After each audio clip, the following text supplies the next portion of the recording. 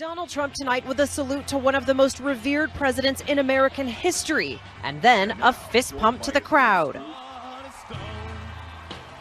The president-elect's trip to Washington starting off with what else? A tweet. The journey begins, and I will be working and fighting very hard to make it a great journey for the American people. A motorcade through Manhattan and a flight to Washington on a military plane. This time, the United States of America emblazoned on the side. The whole Trump family on board. Ivanka with her husband Jared Kushner and their children. And finally, the soon-to-be First Lady and the president-elect himself offering a salute.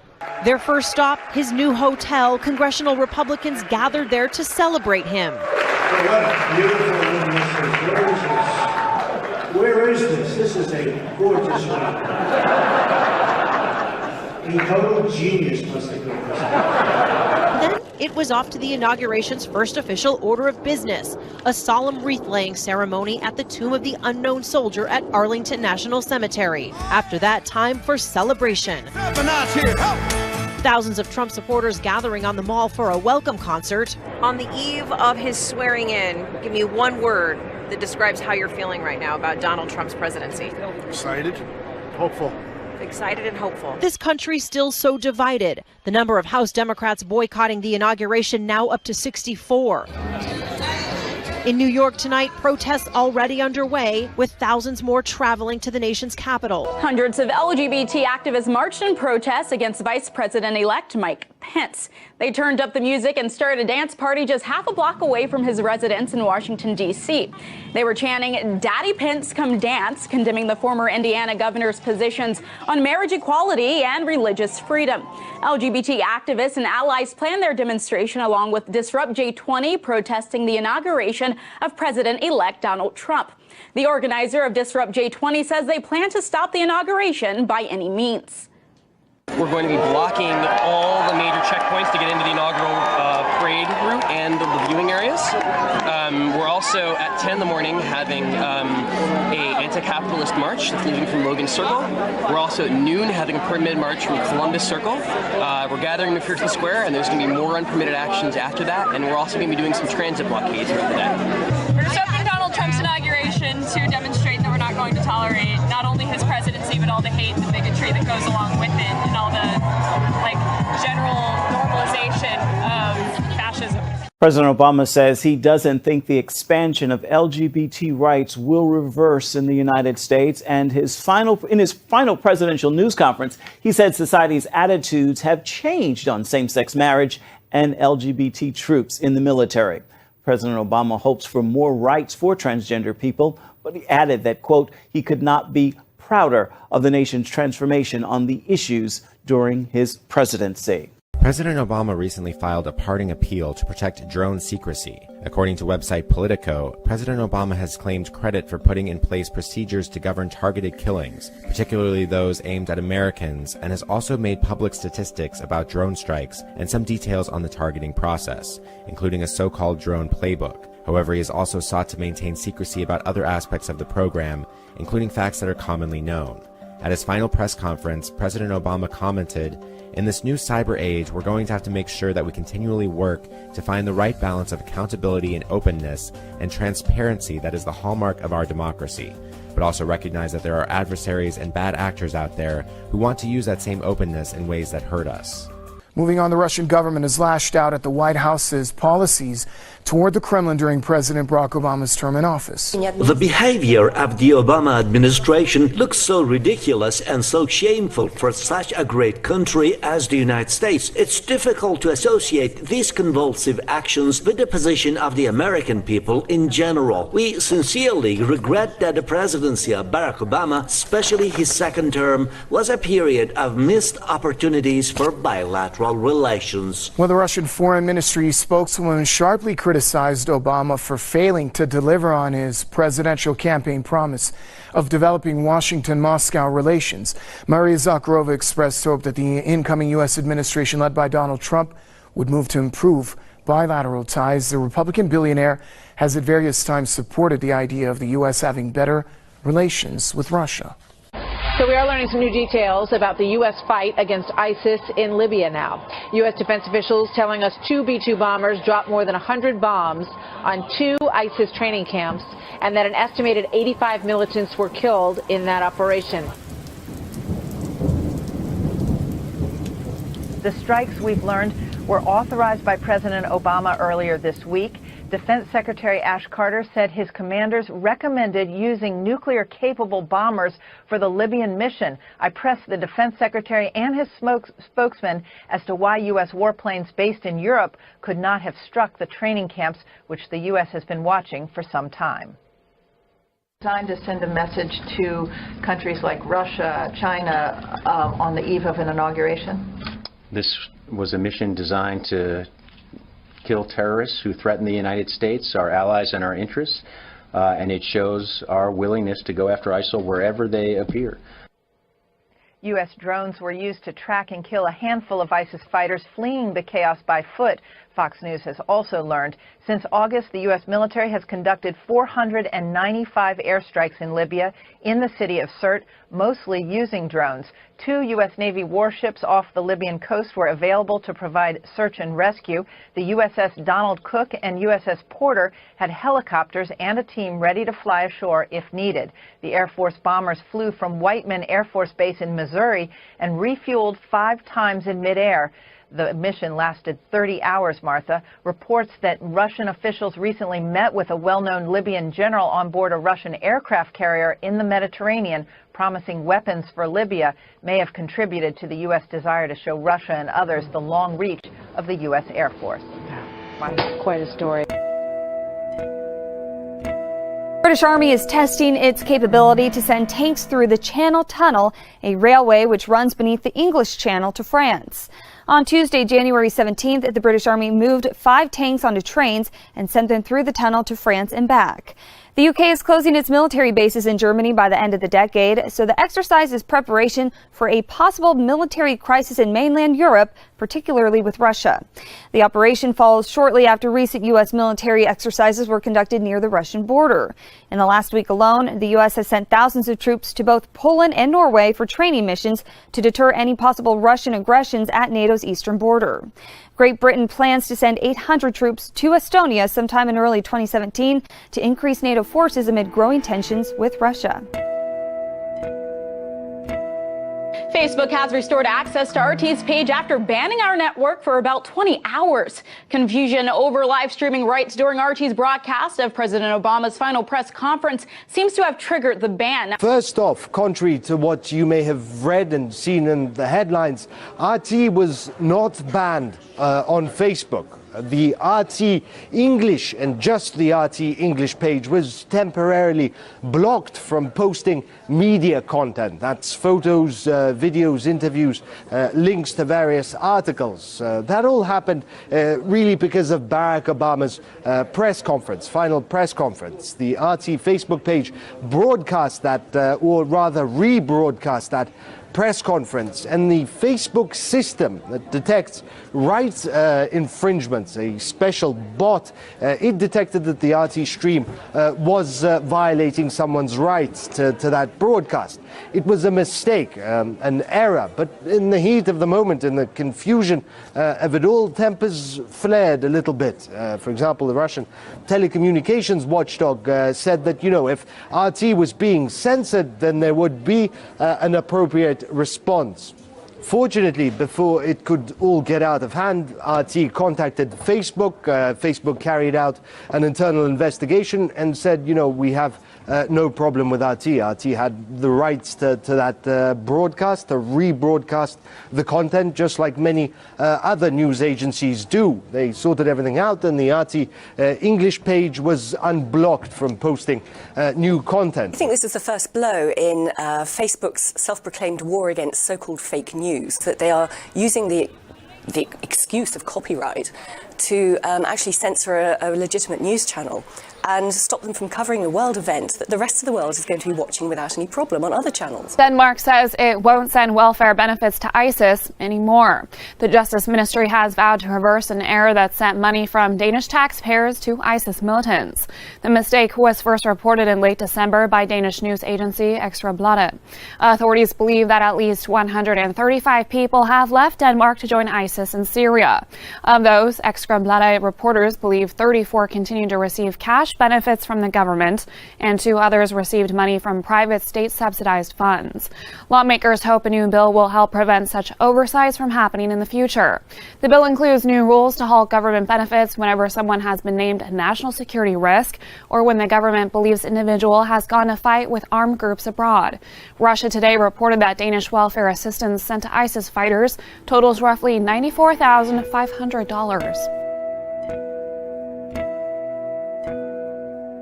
Welcome back. Microsoft co-founder Bill Gates was just named one of the 8 men who combined possess more wealth than half the world's population. Last week, I sat down with him for a wide-ranging interview. We talked Donald Trump, the responsibilities of social media companies. But first, Gates told me about his Gates Foundation new global initiative to prevent epidemics. A number of countries and foundations are coming together to look at making vaccines in advance of an epidemic so that we can have platforms that are very quick to make new vaccines. $460 million has been pledged to develop the next generation of vaccines to help fight the spread of the 3 deadly viruses that affect the world.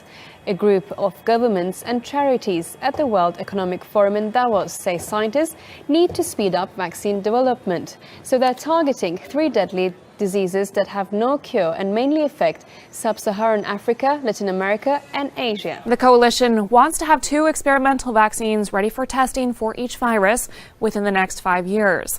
The funding comes from the Wellcome Trust, the Bill and Melinda Gates Foundation, and the governments of Germany, Japan and Norway. CEPI also has the backing of major pharmaceutical companies GSK and Johnson & Johnson.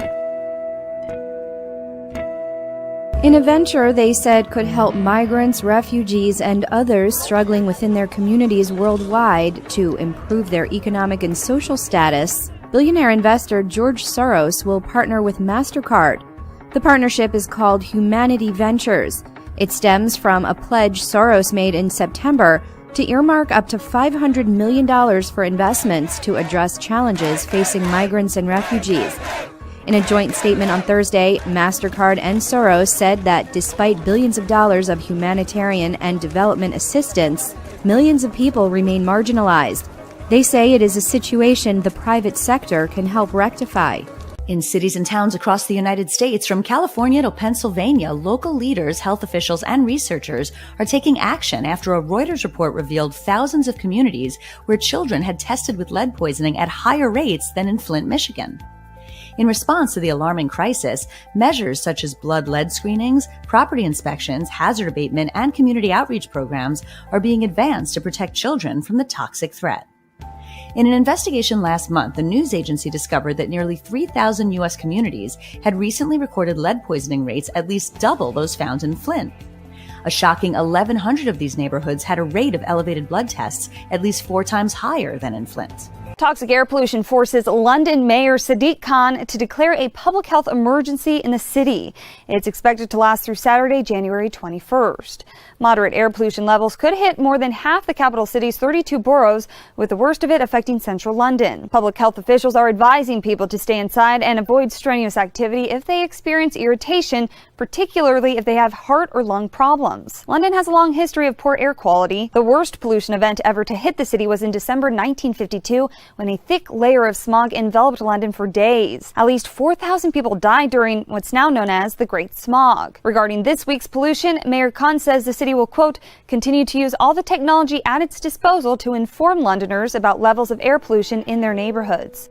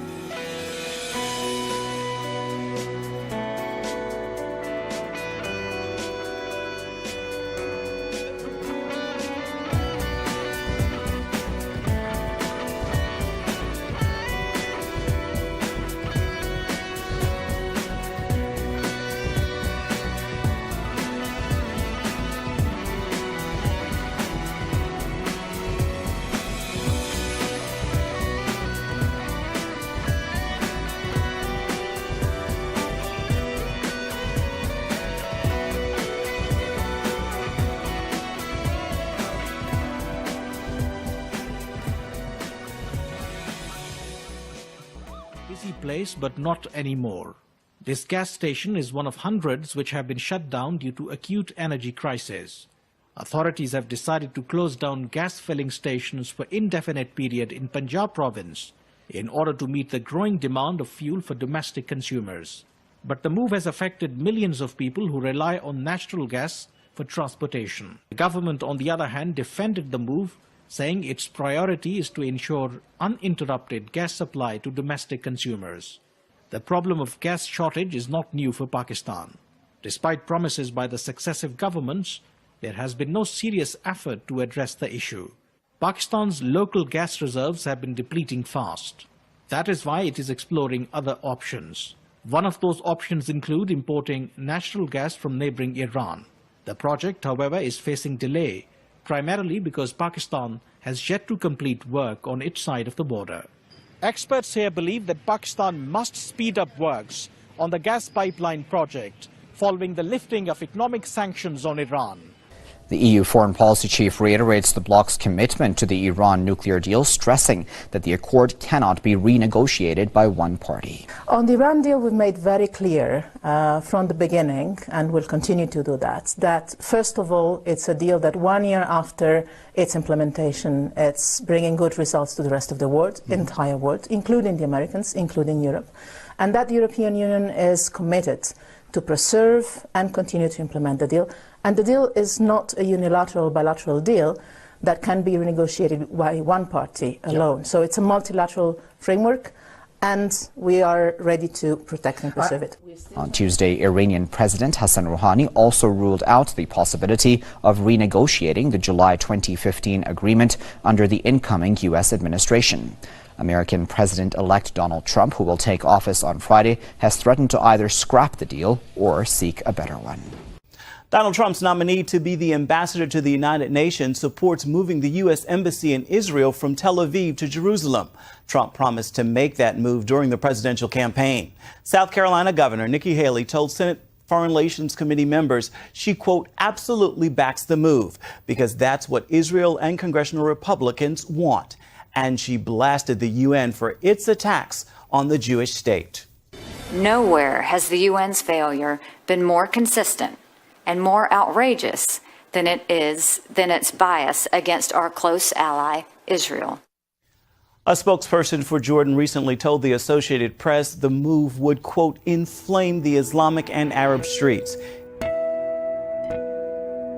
Israel's upgraded ballistic missile shield has just become operational in a Star Wars-like extension of its capabilities. The joint Israeli-American Arrow 3 system is designed to take intercontinental ballistic missiles into outer space, where they'll be destroyed by kamikaze satellites. These high-altitude shoot-downs are designed to safely dispose of whatever nuclear, biological, chemical, or conventional payloads are carried by the rockets. Israeli defense officials say the new system and its Arrow 2 predecessor will significantly reduce the possibilities of ballistic missiles ever hitting the Jewish state. Today, we're entering a new era, the Arrow 3 era. We're very proud to deliver to the Air Force initially the first capability of Arrow 3. We built during the last almost 10 years together with the Missile Defense Agency and with a lot of help from U.S. Congress and U.S. administration, this system. Arrow 3 system, it's another piece in our multi-tier concept, such as the Arrow 2, the David Sling, and the Iron Dome, that will bring us for another era dealing with the incoming threat from north, from east, from non-state actors and states as well. Arrow serves as the top tier of the integrated Israeli missile shield. Its Iron Dome short-range rocket interceptor was used extensively with high success rates in the 2014 Gaza war against Islamist Hamas terrorists. And the David Sling system is being developed to shoot down mid-range, lower-altitude missiles, such as those in the arsenal of the Lebanon-based Hezbollah terror group, which last fought a war with Israel in 2006. The latest addition to Israeli defense comes amid frequently voiced concerns over the ballistic missile threat posed by its arch-foe, Iran. Rescuers battle in the darkness to reach a mountain hotel in central Italy, buried by an avalanche. With roads blocked, many traveled on skis, carving a path through the snow, only to find most of the 4-story Rigopiano hotel submerged under snow and debris. Emergency workers shoveled, looking for those believed to be trapped inside. The fear is that at least 30 people may have died. The rescue operation has been hampered by up to 5 meters of snow, which has fallen on the Gran Sasso mountain range in central Abruzzo in recent days.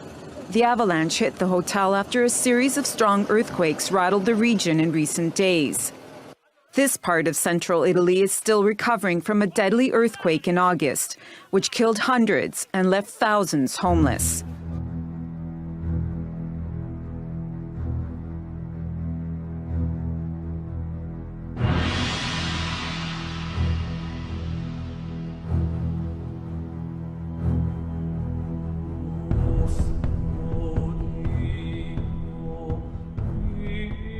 Would you camp here?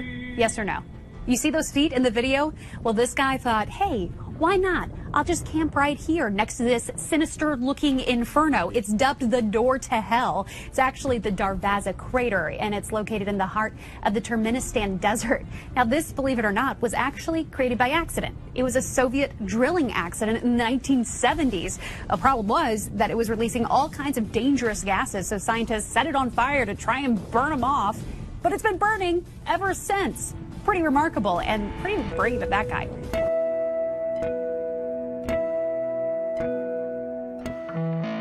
This is your cake, and it says 108. No, that can't be right.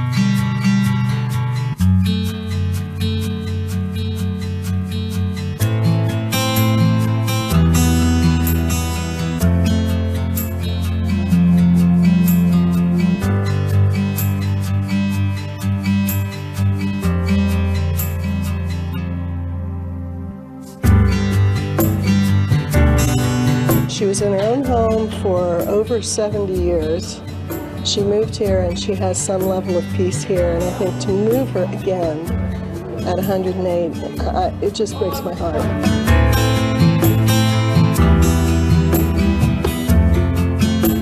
I just joy everybody and everything, every day. And I'm just grateful I'm still here.